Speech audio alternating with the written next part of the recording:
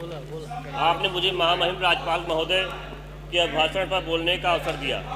मैं इसके लिए आपको बहुत बहुत धन्यवाद देता हूँ। मैं नेता धन्यवाद आपको बोला द्वारा रखे गए संशोधन प्रस्ताव को अपने आप को सम्मत करते हुए इस पर बल देता हूँ। माननीय अधिष्ठाता महोदय, मैं जिस समाज से आता हूँ, राजभर समाज से आता हूँ, जो आर्थिक रूप से, शैक्षिक रूप से पिछड़े समाज से हैं। राजभर जाति जो अनुसूचित जनजाति में अधिसूचित करने के लिए उत्तर प्रदेश सरकार द्वारा प्रलभ सहित भारत सरकार को प्रस्ताव भेजे जाने हेतु सामाजिक संस्था माननीय जनप्रतिनिधियों द्वारा लिखित रूप से अनवरत प्रयास करने पर सकारात्मक कार्रवाई न होने पर विवश होकर सामाजिक संस्था जागो राजभर जागो समिति द्वारा माननीय उच्च न्यायालय द्वारा याचिका की गई, जिसमें माननीय उच्च न्यायालय ने 2021 में प्रदेश सरकार को विधिक रूप से प्रस्ताव भेजे जाने का निर्देश दिया, लेकिन निर्धारित समय के भीतर कार्रवाई न होने की दिशा में अवमानना याचिका को पुनः माननीय उच्च न्यायालय के आदेश दिया। उपयुक्त आदेश के क्रम में शासन निर्देशन पर अनुसूचित जाति अनुसूचित जनजाति शोध संस्थान उत्तर प्रदेश 17 जिलों में सर्वेक्षण किया गया, जिसमें रिपोर्ट पर भर और राजभर जाति को सामाजिक शैक्षणिक आर्थिक स्थिति अत्यंत दयनीय बताई गई। इतना ही नहीं, अनुसूचित जनजाति में शामिल नायक पटरी ओझा जातियों से भी बदतर बताया।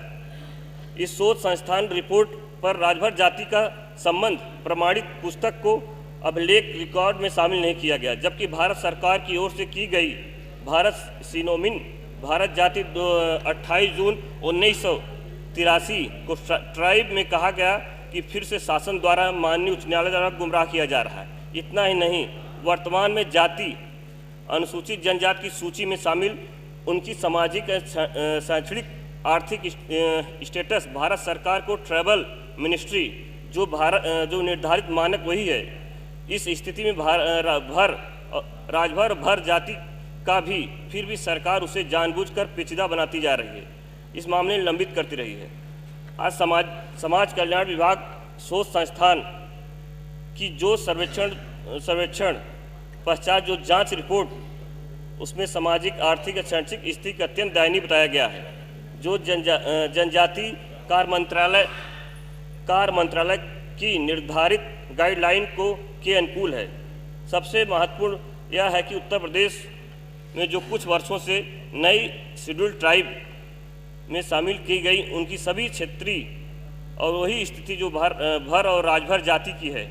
इसलिए मानवीय आधार पर नीति को शिथिलता करते हुए जाति को अनुसूचित जाति में शामिल कराने के लिए भारत सरकार को प्रस्ताव भेजने की मांग करता हूँ। माननीय अधिष्ठाता महोदय, हमारे समाज के यहाँ पर हमारे समाज के उत्तर प्रदेश सरकार में 2 लोग मंत्री हैं।